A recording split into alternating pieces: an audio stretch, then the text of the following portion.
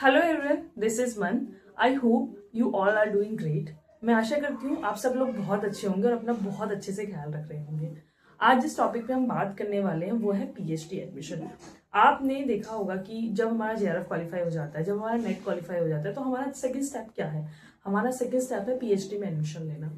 But PhD में admission कैसे होगा, उस दौरान हमें क्या प्रॉब्लम झेलनी पड़ेगी, ये बात हमें बहुत सारे लोग नहीं बताते।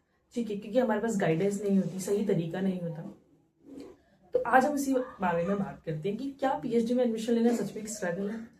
तो सच में बताऊं तो हाँ है। तो यार, मुझे आज तक याद है जब मैं अपना पीएचडी एडमिशन ट्राई कर रही थी, जब मेरा जेआरएफ क्वालिफाई हुआ, तो मुझे लगा कि मेरा एडमिशन तुरंत ही हो जाएगा। मतलब मैं नेक्स्ट मंथ जाऊंगी और एडमिशन हो जाएगा। पर असल में ऐसा नहीं हुआ। मैं एक दिन प्रोफेसर से मिलने जाती हूँ और वो मीटिंग में थे, तो मैं उनके ऑफिस के बाहर खड़ी रही। अब उनके ऑफिस के बाहर जो एरिया था उसमें कोई बैठने की जगह नहीं थी, तो मैं 2 से ढाई घंटे उनके ऑफिस के बाहर ही खड़ी रही। और जब मैं 2 से ढाई घंटे के बाद उनके ऑफिस में गई, जब उनकी मीटिंग खत्म हुई और मैंने उन्हें अपने प्रपोजल दिखाया, तो उन्होंने मुझसे बोला कि आपका प्रपोजल अच्छा है, आपका टॉपिक अच्छा है, पर प्रॉब्लम ये है कि हमारे पास सीट्स नहीं है। अब now that was problematic for me कि ऐसा कैसे हो सकता है। मतलब मैं 2 ढाई घंटे वेट कर रही हूँ और बाद में मुझे ये सुनने को मिल रहा है। तब मुझे समझ में आया कि पीएचडी एक दिन की कहानी नहीं है भाई। पीएचडी आपको रिजेक्शन झेलना सिखाती है, आपको पेशेंस सिखाती है, आपको बहुत ज्यादा शांत करती है कि एकदम से नहीं हो जाएगा। जो आप प्लान कर रहे हैं वैसी चीजें काम नहीं करेंगी और आपको एक्सेप्ट करना पड़ेगा। तो जितने भी लोग अभी पीएचडी में एडमिशन लेने का ट्राई कर रहे हैं और वो टॉपिक बना रहे हैं, टाइटल बना रहे हैं, जो भी कर रहे हैं, वो इस बात का ध्यान रखिए कि आपका टॉपिक भी रिजेक्ट होगा, आपका टाइटल भी रिजेक्ट होगा, आपका प्रपोजल भी रिजेक्ट होगा। बहुत बार ऐसा होगा कि आप डिपार्टमेंट में एडमिशन लेने के लिए जाएंगे तो आपको सीट्स नहीं मिलेंगी। कई बार जो टॉपिक होगा उसके लिए आपको प्रोफेसर नहीं मिलेंगे, आप इंटरव्यू देने जाएंगे वो क्लियर नहीं होगा। तो ये बहुत कॉमन बातें हैं, क्योंकि अगर मान लीजिए कि आपका फील्ड कॉम्पिटेटिव नहीं है, बहुत सारे फील्ड ऐसे होते हैं जहाँ पे पीएचडी में इतने लोग एडमिशन नहीं ले रहे होते, तो उसमें बहुत आसानी से एडमिशन हो जाता है। बहुत आसानी से तो नहीं, बट एडमिशन हो जाता है। पर बहुत सारे ऐसे फील्ड, जैसे मेरा खुद का फील्ड है हिस्ट्री, ठीक है, पॉलिटिकल, ये जो मेन स्ट्रीम्स है, इकोनॉमिक्स, जो बड़े बड़े फील्ड है, उन फील्ड्स में एडमिशन लेना मुश्किल होता है क्योंकि सीट्स नहीं आ रही हैं। अब आप क्या करेंगे? और सब लोग सेंट्रल यूनिवर्सिटीज में से पढ़ना चाहते हैं।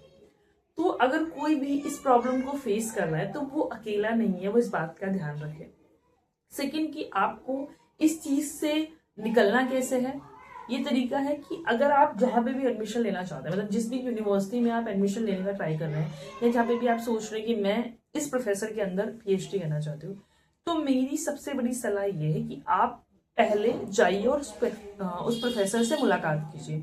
जब आप उस प्रोफेसर से मिलेंगे तो प्रोफेसर आपको बताएगा कि उसके अंदर सीट्स है या नहीं। क्योंकि मान लीजिए आपका टॉपिक बहुत अच्छा है, पर जिस डिपार्टमेंट में आप एडमिशन लेना चाहते हैं अगर उसमें सीट्स ही नहीं है तो आप कैसे एडमिशन लेंगे, बताइए।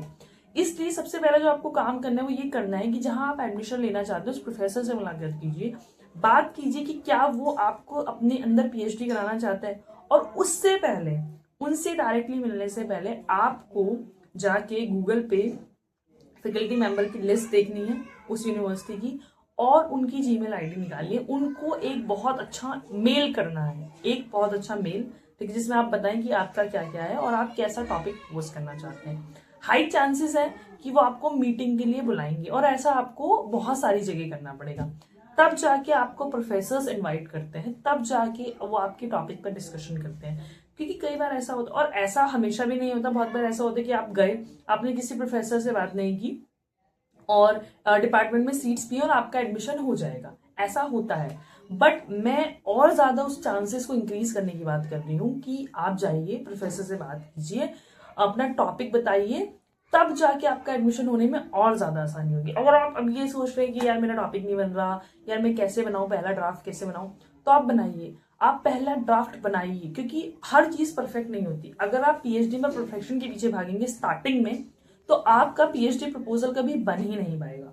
मैं बता रही हूँ, जब मैंने अपना पहला पीएचडी प्रपोजल बनाया था और मैं उसे आज देखती हूँ तो मुझे लगता है कि भाई ये क्या है, मैंने इसको क्यों बनाया, इसकी क्या जरूरत थी, मतलब इतना गंदा प्रपोजल कोई कैसे बना सकता है। तो अगर आपको ऐसा लग रहा है आपको पीएचडी में प्रपोजल बनाने में प्रॉब्लम हो रही है, तो समझिए प्रपोजल बन जाएगा। आप कोशिश करिए, पहला ड्राफ्ट बनाइए, हर चीज परफेक्ट नहीं होती है, और जाके प्रोफेसर से बात कीजिए या उन डिपार्टमेंट के पास जाइए जिसमें ज्यादा सीट्स अवेलेबल है। देखिए कि क्या इंटरडिसिप्लिनरी डिपार्टमेंट आपके डिपार्टमेंट से अलाइन करता है, क्या है, कौन सा डिपार्टमेंट है, क्योंकि मेन डिपार्टमेंट में एडमिशन होगा इसकी भी अभी कोई गारंटी नहीं होती, क्योंकि सीट्स अगर कम आ रही है तो इस समय जो भी लोग पीएचडी में स्ट्रगल कर रहे हैं एडमिशन लेने के लिए, ध्यान रखिए कि आप अकेले नहीं है, सब लोग इसी नदी को पार करके वहां पे पहुंचे हैं, उनमें से मैं भी हूँ। मुझे जेआरएफ क्वालिफाई करने के बाद भी 1 साल लगा पीएचडी में एडमिशन लेने के लिए, क्योंकि टॉपिक आप सिलेक्ट करते रहते हैं, ये टॉपिक ये टॉपिक ये टॉपिक, आप प्रोफेसर से मिल रहे हैं, बात कर रहे हैं, कोऑर्डिनेशन, क्योंकि आपका जो प्रोफेसर होगा यानी आपका जो सुपरवाइजर बनेंगे